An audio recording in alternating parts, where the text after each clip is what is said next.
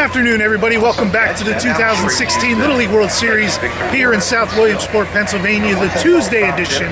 Day 6, I believe, is what it is from the Williamsport Sun-Gazette. I'm Mitch Rupert, standing alongside the Dr. Chris Masse, who I think knows where he is. Maybe he doesn't. Yeah, it's Tuesday, right? It is Tuesday. What month, I don't know. We got a lot to talk about here today, from the winners brackets games here on Monday night that were played here in South Williamsport to things that are coming up tomorrow in winners bracket finals on both the U.S. and international side. Chris, last night Kentucky and Iowa got engaged in a great battle, ended up going extra innings. It kind of became a war of attrition towards the end of the game. Could you see managers kind of balancing trying to win last night's game versus trying to save some pitching in case they lost the game? Absolutely. I mean, with Iowa, they used, I think, 6 or 7 different pitchers. So, and Kentucky, the original plan going in was if they had to use Isaiah Head, use him for 35 or fewer pitches. Obviously, that went out the door, which was a tie game, and they had to keep. I mean, if they had to burn him all 85 pitches, I think they would have, because at that point they had no other choice, because their top 3 pitchers all were ineligible for today had they lost the game. So they had to put everything into winning last night. So they were definitely happy that they got the big run support that they did in the 7th inning, and then could pull Isaiah Head at 50 pitches and keep him eligible for a Thursday game if they need to be there. The Midwest champion Johnston, Iowa, has really represented themselves well here in this tournament, and they had every opportunity to win that game last night against Kentucky as Bowling Green kept leaving runners on base. Now they got to turn around and play at 3 o'clock this afternoon with short pitching on short rest. They were in a good spot going into yesterday, Chris. Are they in a tough spot now? They're in about the toughest spot you can imagine. And I said, as the game was going on last night, I said, the team that's loving life right now is Rhode Island. Absolutely. Because whoever was going to come out of that game was going to be in a real tough spot, whether it was Kentucky or Iowa. And Iowa they're going to probably start Josh Larson today. He's pitched well in relief. But they not only need him to pitch well, they need him to pitch long, because they're so limited now with the pitching. So between that and playing until close to midnight and having to come back for an early afternoon game, it's a tough spot. But they've played great. I mean, they haven't made any errors yet, and the score ends up being deceiving last night. A 10-run game doesn't reflect at all how great that game was for 6 innings. So I think they could do it, but Rhode Island's definitely, I think, the favorite going in. And that game might be over by the time we get this video posted tonight. But on top of all that against Johnston, Iowa, I believe Colin Lemieux is ready to go for Rhode Island today. Their ace, one of the better players here in this tournament. The team that really, I think, kind of separated themselves a little bit yesterday was the Enwell, New York team. They were in total control over Goodlettsville, Tennessee. Goodlettsville added a run in the 6th inning to make that, I believe, a 3-1 game. I think we're starting to, think more positively about New York.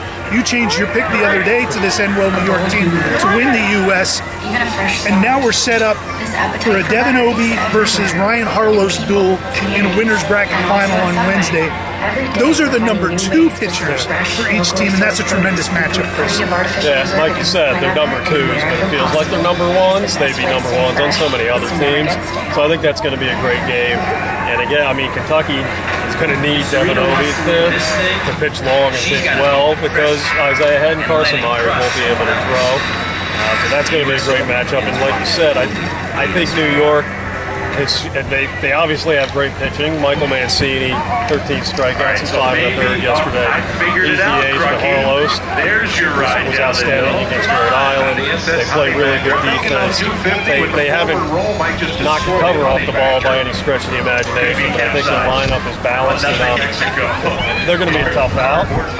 That being said, if Obee pitches the way he did against Texas in the opener, then they're set up really well. Both teams are set up well, because if Kentucky goes out and wins and Obee pitches great, Isaiah Head's available for the U.S. final. Conversely, if Harlost pitches great and New York wins, they've got Mancini for the U.S. final. So it should be a great game, and they're set up well moving forward, whoever wins.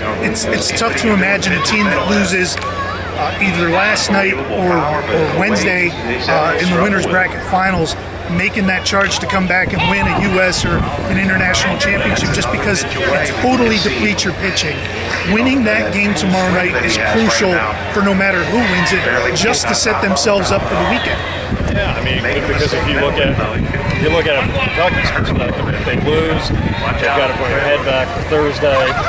If you burn him, assuming Obee goes 85 pitches tomorrow, all that's left is Carson Myers, and if you were to win U.S. final, who do you go to in the World Final? It's a situation Tennessee ran into in 2012, where their pitching was just shot by the time they got to the World Final, and that's life when the pitch count rules now.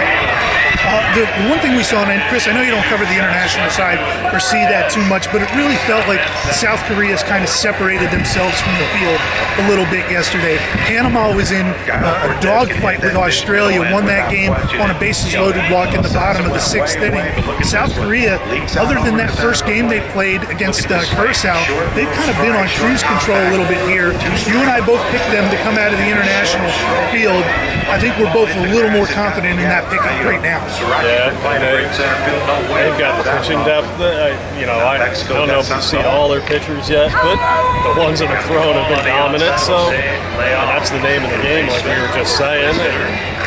You're not giving up any runs. You're going to be pretty tough to beat, but I think the offense is coming alive too. So I think they're clearly the team to beat right now. And not taking anything away from Panama, but they struggled to beat Australia. So I wonder how they can find a way to beat South Korea.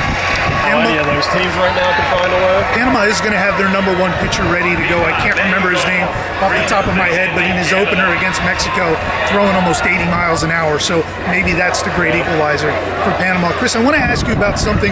Major League Baseball Commissioner Rob Manfred was here in town on Monday talking about a number of different things, but he and Little League CEO and President Steve Keener both made a trip to Cuba earlier this spring when the Rays played the Cuban national team. Steve Keener said yesterday he's cautiously optimistic that there's going to be Little League Baseball in Cuba in the near future.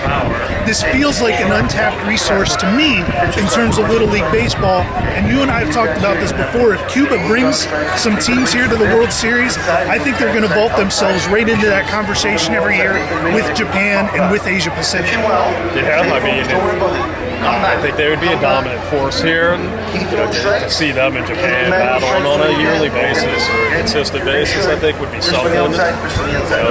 I think, considering how good they've been over the years, I think they would become the team to beat. I think every year they might knock Japan from that perch of being the perennial favorite to at least win the international field. I think from Cuba, it's just a matter of building up that infrastructure and doing all the things that go behind the scenes to make it successful. But if they can build that up, then look out. I think they're going to be a force. We've seen Curacao have some success out of that Caribbean region. You throw Cuba into that, that's going to be a must-see region to watch. But I think it offers some balance to the international side. We're so used to talking about Japan. We're so used to talking about Taiwan. This throws another team in there that kind of makes that wheel turn a little bit. And more competition is not a bad thing here at the Little League World Series. You want that. It makes teams better. And yeah, I mean, not taking anything away from Japan because they're always a popular team here with everybody. But one of the big stories that come out of this series is that they got eliminated early. Absolutely.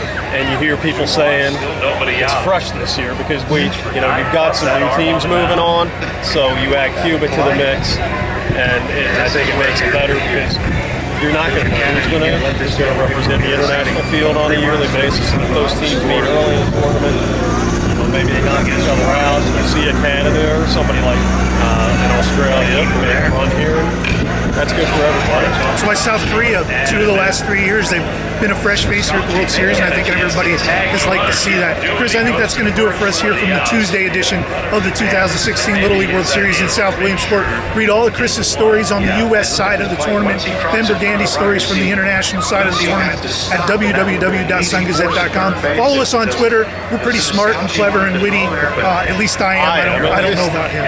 So I've got the witty. I'm witty, charming.